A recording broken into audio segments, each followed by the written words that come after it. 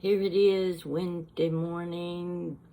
What is it, January the 3rd? We're already into the new year, 2024. I'm going to bring you up to date on a few things. It's been a few days since I've reported to you and didn't have much to tell. So I washed my face this morning, brushed my hair back a little, and said, time to go to Kroger's. I'm out of Dr. Pepper's, I'm out of milk, I need bread. You know, those are the main things when you get right down to stocking the kitchen. So, having gotten rid of the mold and the dry bread and whatever was left over, I've got extra room in my refrigerator now. And one of the things I want to pick up is a little beef stew, because it's been a few weeks since I've done my beef vegetable soup, and one nice thing about it is that it makes a lot. I can eat on it for 3 or 4 days, and I can give Jan a big bowl full of it, and maybe 1 or 2 of the neighbors. So it's a good dish to fix in the wintertime, especially if you're doing cornbread and coleslaw with it. That is one of the best meals I can have. So, going from there, I'm ready to get out the door to Kroger. The last few days have been so dreary that they can make me want to go up on the roof and jump off, but I'm the type that instead of it killing me, it would just injure me enough to make me put me in pain for a few days, and I don't like pain, so I just avoid things like jumping off of the roof. Try something new and different.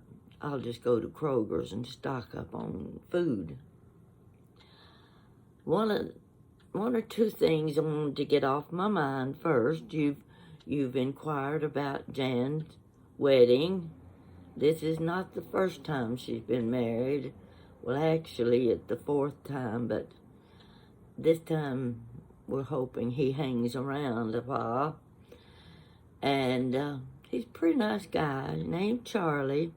And I know you're anxious to see some pictures, so I've got my little small iPad here, and I'm going to show you 2 or 3 pictures so you can see how I look when I'm dressed up, how Jan looks when she's dressed up, and this was the day of the wedding. So once you look close, you can tell, I think, which one is the bride. Can you get the good picture of that?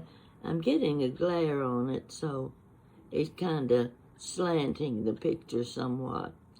So let me turn to the next picture, see what it has to show. Okay, here's the bride and groom. Oh, he's not a Rock Hudson, but Rock Hudson didn't look too good when he got old. So that's Jan in her St. John dress and her little mink stole. Well, that little mink stole is one of those that she bought at the antique shop and decided, hey, this'll work. She's worn white dresses too many times. She decided to make a change and not look like the 20-year-old bride anymore. Now let me give you another picture. I think. Here we go. There's the 4 of us. There's Jessica. Now you'll have to admit, she's prettiest one in the bunch. But she's got the advantage of age. So, there we are, the 4 of us together. I hope you like that picture. I think there might be one more. No. Now, I want to explain something to you.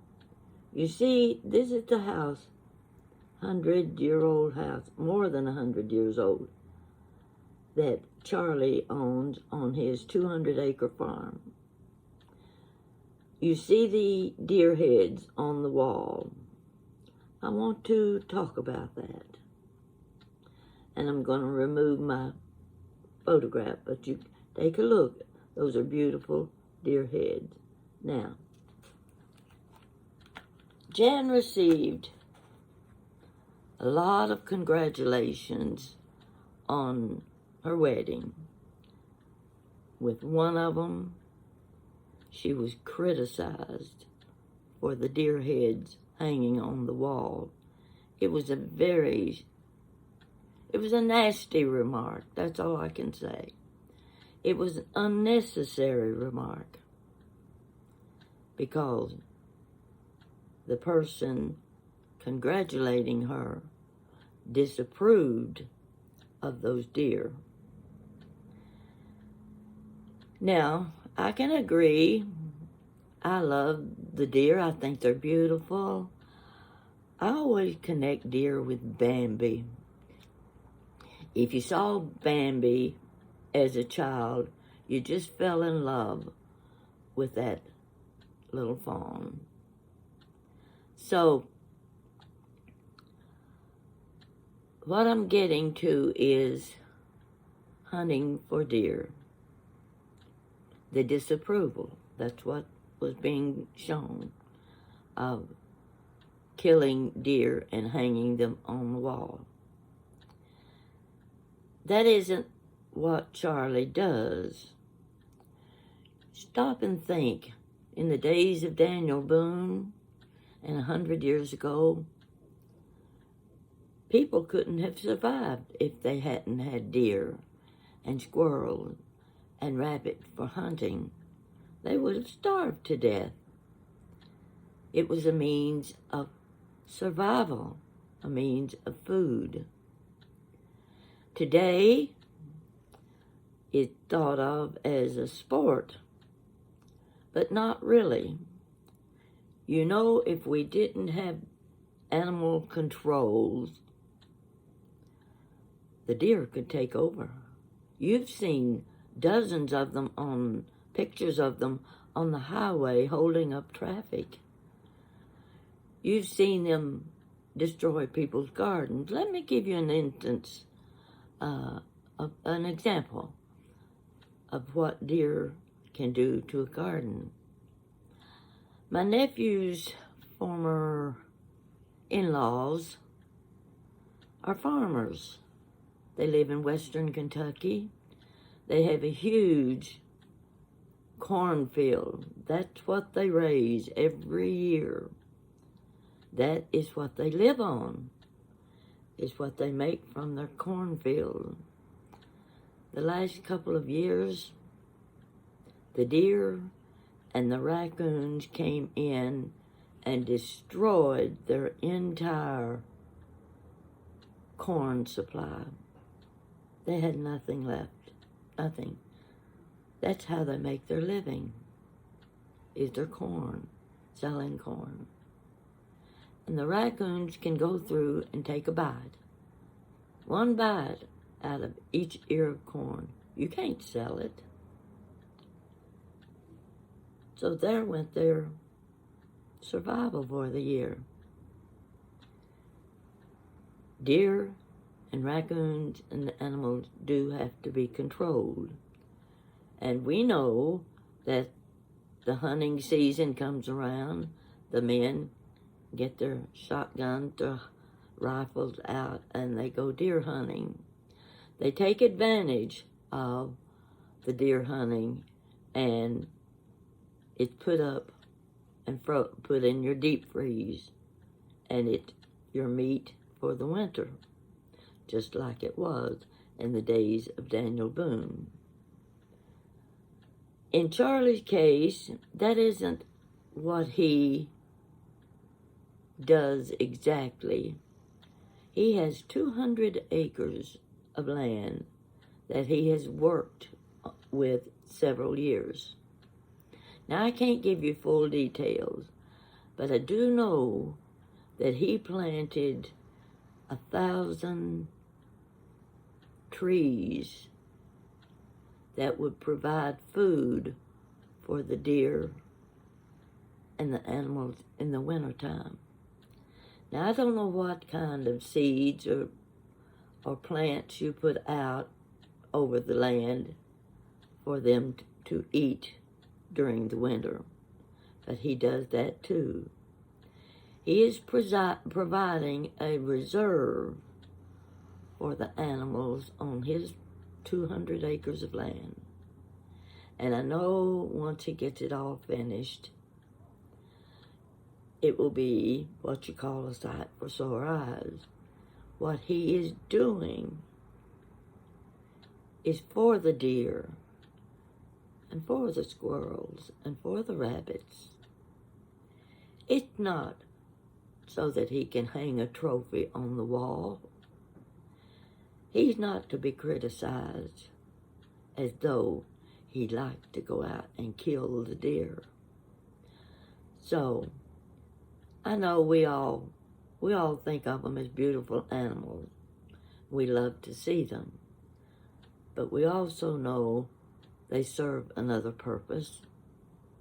And we have to observe the rules. There are rules about deer hunting. And people carry them out.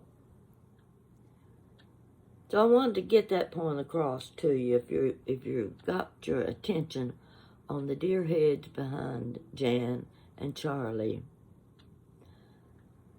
They're not there just for trophies.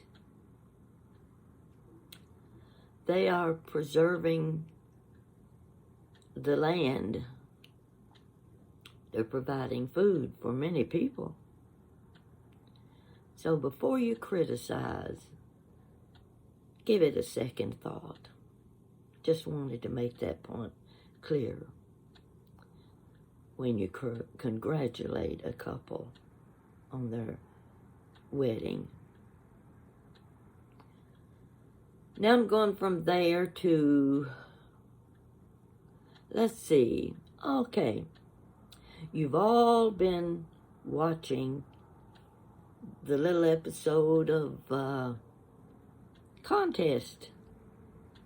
television contest.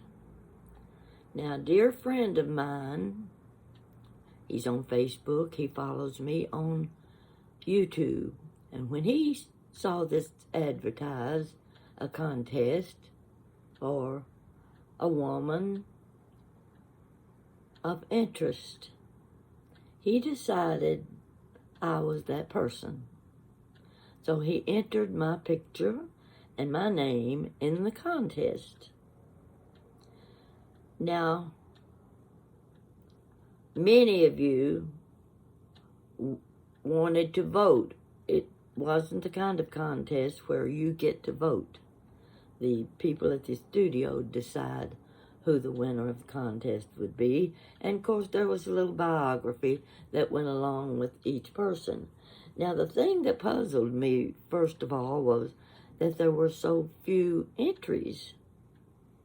And the photographs were posted and you could see their biography and wait until December 31st and a winner would be chosen.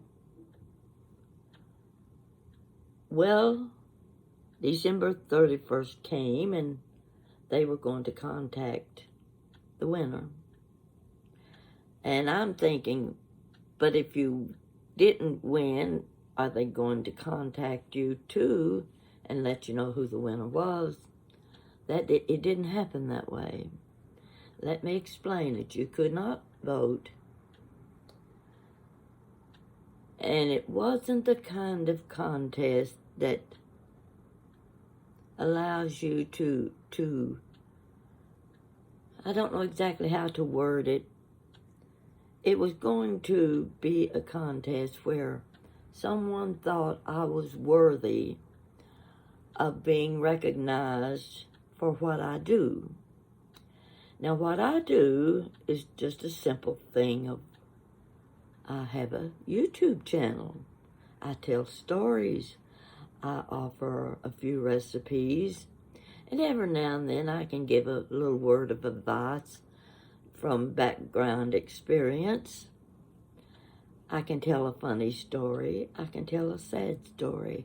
I can tell a story that relates to your grandparents or to your own parents, maybe to your brothers and your sisters. You can find a connection in most every story I tell that will relate to you and your family and your life. And I have been lucky to have over 31,000 subscribers now. And I get compliments and words of advice. And everyone seemed to enjoy my YouTube channel. I was doing this because I'm elderly. I don't work anymore, don't have anything to do. You don't want to watch television all the time. The craft projects and the decorating projects have gone by the wayside. You don't need those things anymore. In fact, I'm just overrun with projects and collections, and I'm having to start getting rid of a few things because I don't have room for them anymore. That leaves you with nothing to do. Oh, of course you can read, but I'll tell you what, my butt gets a little bit numb now and then when I sit and read all day long. It wears me out. And I'm not a good reader. I'm a doer. I do things. I make things. I have projects. I get involved in Christmas projects and open house tours and things like that. So, those things are gone now. What am I going to do? Okay, Jan and Jessica, my daughter and granddaughter, said, Granny Pat, we've set up a YouTube channel for you. You're going to tell your stories. There are people out there who want to hear your stories, and they relate to their lives as well as yours. So they did that, and for the past 2 years, I've been telling stories. I enjoy it. Now, where was I going with this? It was the contest. Yeah. They thought it was a contest with attention to me and the other entries. The impact you have on other people's lives. That's what the young man thought when he saw the announcement for the woman of interest. He said, Granny Pat is a woman of interest. The things she does, the stories she tells, and the way she can make people happy. That's a tremendous feat, you know, when you can make other people happy just by telling a story. So anyway, he saw the good in me, and he wanted me to get the recognition of being a woman of interest. The contest didn't work that way. What happened was what I would call a 30-second advertisement for someone who was well-educated, had her own business, and as far as I'm concerned, she was getting an advertisement for what she did. I have no objection to that, except a lot of people were disappointed in the way the contest was handled. And I was a little disappointed too. I wasn't sure I would be a winner.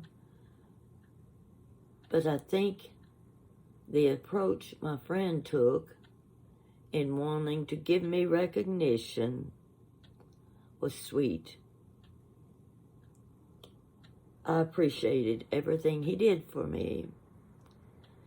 He was as disappointed as I was when we saw nothing but a photograph of the winner and a description of what she does for a living. That took about 30 seconds. It was good advertising for her.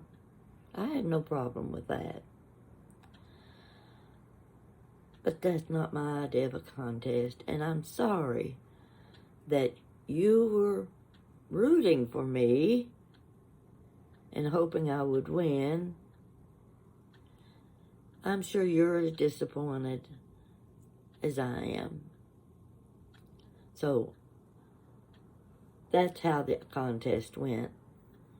And we'll go on to something new and different. There's always something new and different in our lives, and it'll come along sometime soon. So I just wanted to explain it to you because I knew you were supporting me and you were hoping I would win the contest. So much for that. I just wanted to get these little items out of the way. The sun is shining today.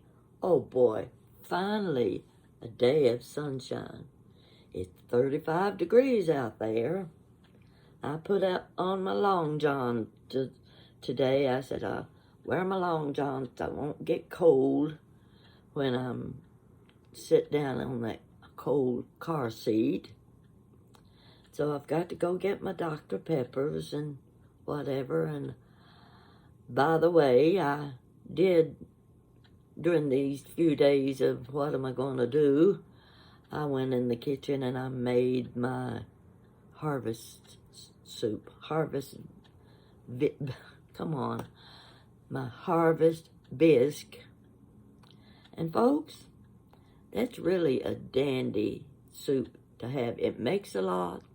You can sit and drink it out of a mug. I like to have a few crackers on hand. Watch your ball games on Saturday afternoon, Sunday afternoon, and drink your harvest bisque. I gave a big bowl full of it to one of my neighbors. Jan's going to be working tomorrow. I'll take some of it to her for her lunch, and I'll enjoy the rest of it while I'm sitting here reading all of my YouTube comments. I want to thank you for the year you have given me. It has brought me to life. I never dreamed a simple little thing like telling stories of my childhood, about my parents, just everyday stories could be so rewarding. Give it some thought. You can do the same thing. Note the things you do each day. Oh, definitely make note of the children and the grandchildren. They can say some of the cutest things that are so memorable. And if you don't write them down, you forget them. I didn't do it with my children. And most of the things that would be funny or worth noting have gone by the wayside. So make sure, keep your notebook or just go to the note page on your iPad, and when you have an experience that you think, this is a good story, write it down, or I should say type it out. This YouTube channel has, I don't know any other way to put it except given me a new life. And I'm enjoying it. I enjoy your comments so much. And I want you to tell your friends. I want you to tell your mothers and you. I've got quite a few men who are responding to me. I didn't expect that. But they seem to enjoy my stories too, and I'm so pleased. And don't let me forget to thank you also for the gifts, the cards, the comments. You have made me feel so good when I get these things in the mail. I've got a stack of cards here. I've got some of my gifts just sitting around me. I just sit them down, and one of these days I'll get things organized and put in place. But I want to save my cards, and I want to use the gifts that you've given. You don't have to do this. In fact, I prefer that you tell your friends about me, and that you tell the stories to your mother. If she's not able to read, tell my stories to her. Tell them to your dad, your uncles, your aunts. They will recognize a lot of the things I tell because they experienced it too. And they'll be first to say, I used to do that. Mama used to tell me stories like that. My grandfather was in the war too. I think I'll write his story. Do it. Do it today. Don't wait. It's such a simple thing, and it will mean so much to you in the future. I've got my 3 books now. I don't think I'll be writing any more books because I don't have the stories to tell. They've already been told in those 3 books, and people are still ordering my books. Now, you know you can get them from Amazon. And, I don't want to forget the sweatshirt. What did I do with it? Oh, it's in the bedroom, but you've seen it. Jessica's idea. Now, we're going to work on that. We haven't got it ready, but we're going to work on producing either sweatshirts or t-shirts. We've got a little planning to do, and we want to do this right. We want it to be a product that you will like and enjoy and want to buy one. I was tickled pink. Oh, that's the color of my shirt. I was tickled pink when she gave me that sweatshirt. I just love it. And you will too. So you don't need to be asking about how to order it yet.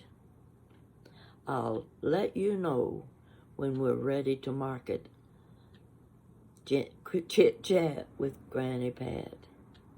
In fact, I'm hoping we can put a little glitter on the eyeglasses of the sweatshirt.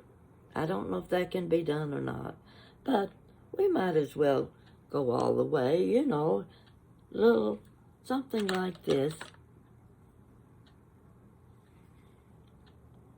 See the little glitter? If we can just do a little something like that, I think that would just be an added touch to Chit Chat with Granny Pat. So I've got to get going. Got to enjoy the sunshine while I can. And I'm getting thirsty for a Dr. Pepper.